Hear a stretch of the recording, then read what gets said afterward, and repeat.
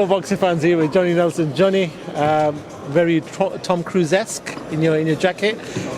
How's things? How's life, mate? I'm good, man. I'm good. I'm looking forward to this Sunday show here at Alexandra Palace, and it's a good show. It's a good show. My old title's been contested for the British Cruiserweight title. Mikel Lawal is fighting for it. Standing opponent, I understand.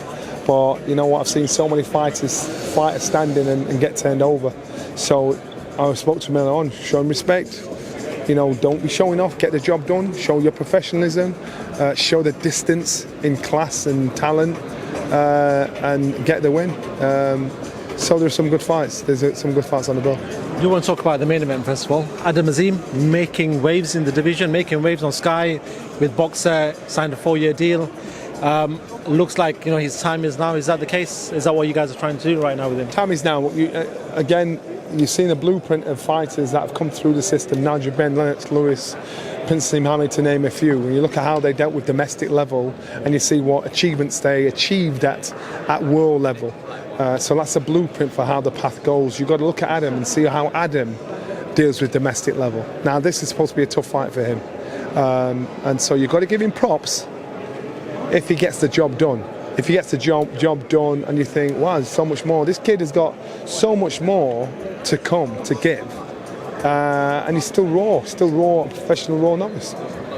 And like you said, the rest of the cards, we got a decent card.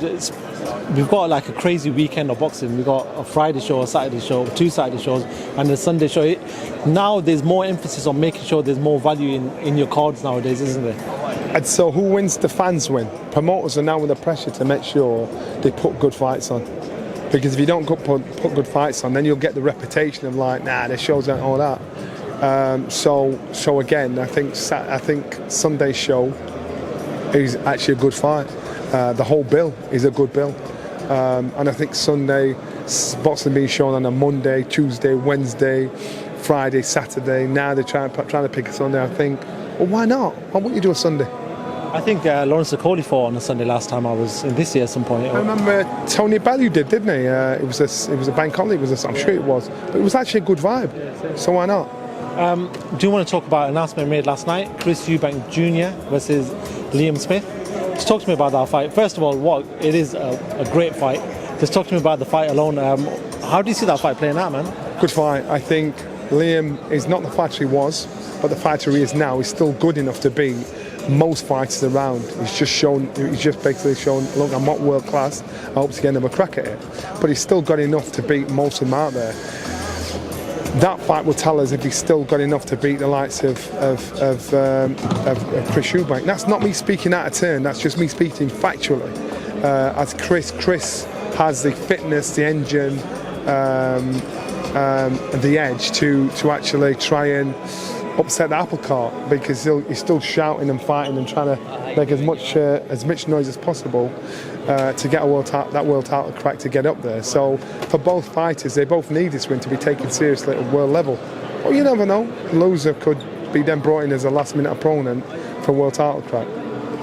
In regards to Chris, he put himself through a difficult situation with the Conor Benn stuff. He had to cut down weight, the extra 3 pounds. He showed that he made it. He put an Instagram post out, showed that he made it. But how much would that have taken out of him at that point? And is he okay to recuperate for this fight? Well, listen, Chris himself said, I can do this and can do it easy. And with him saying that, we had to believe him, because the fight never took place. So we won't know how much it's taken out of him until he actually fights. I do want to talk about it's on Sky Sports pay-per-view. Talk to Eddie and there's a few people around the industry. And a lot of talk was about Chisora Fury being pay-per-view and the $26.95 that it is. What the gist is that for it to be a pay-per-view nowadays, there needs to be a necessity for that fight. The fight has to be necessary for the fans to buy it. Do you feel like Chris Eubank Jr. versus Liam Smith is a fight that is necessarily needs to be done? So I'm going to talk from a fighter's point of view. If I want to get paid a shed load of money, someone's got to find it. So if these two guys if you want to see that fight against these two guys, someone's got to pay for it. So if the fans don't want to pay for it, they won't buy it. That's it. It's that simple. Tyson Fury, Derek Chisora boxed each other. This will be the 3rd time now. You know what you're getting. It's the Tyson Fury show. So if you want to pay that, then you're going to pay it. So you're forgetting these. It's a business for fighters. They want to get paid. So if you want to see what you want to see, you're going to have to pay for it.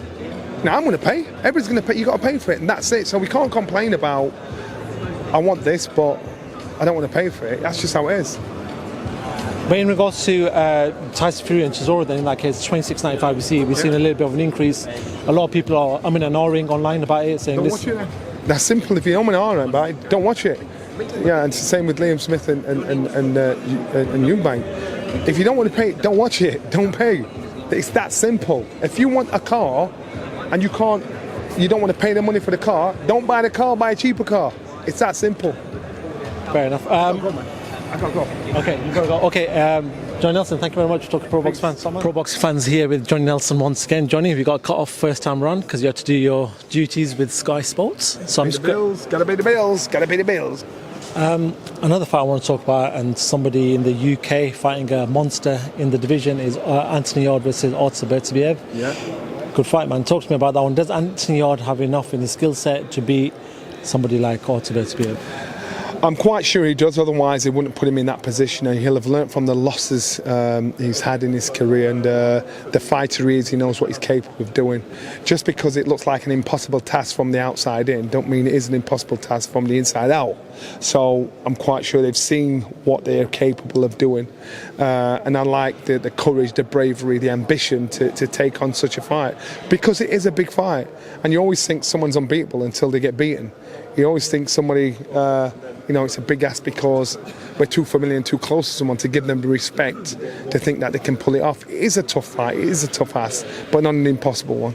Actually, another one I want to talk to you about. We spoke to Billy Joe Saunders' team, Barry Smith, and he said, listen, he's in the ring, he's training again. At some point, he's going to be back very soon. What do you make about the return of Billy Joe Saunders? Billy's been up in the gym in Sheffield. Who's ambitious, he wants it. Now he's got to want it enough. Wanting it enough means you got to discipline yourself to say, right, I'm going to train and commit myself to this, and not try and live like a civilian does. Because if you try and have one foot in both camps, you're not going to do it. And for Billy to come back to Sheffield and away from his home comforts to make that commitment, to me, is a massive indicator on how much he wants it, and he sees a great opportunity there for him. Well, a final one. Obviously, we've heard about the Adam Smith leaving his position at Sky Sports. I've always known you and Adam to be like, the two guys in Sky. What do you want to say in regards to Adam leaving his position? I ain't really got anything to say. He hasn't left his position. He's ill, and I've seen the silly things that have been written about him. I think, you know what? To me, that begs belief. If someone's ill, they're ill. Let the man get better. Let him come back and deal with it. Let him address this thing. It's not my business or your business. Adam's ill, and that's it. Fair enough. Yeah, I wasn't fully aware of that situation, but obviously, hope Adam comes back. He's been great for, I think, a lot of people outside boxing won't know this, but in boxing, Adam's been great for everyone in the media and everyone else. So, hope he gets well very soon. But Johnny Nelson, thank you very much for talking to Pro Boxing fans, and we'll speak to you soon, mate. You gonna get me some peanuts? I want to go now. That's the pay, man. That's the pay.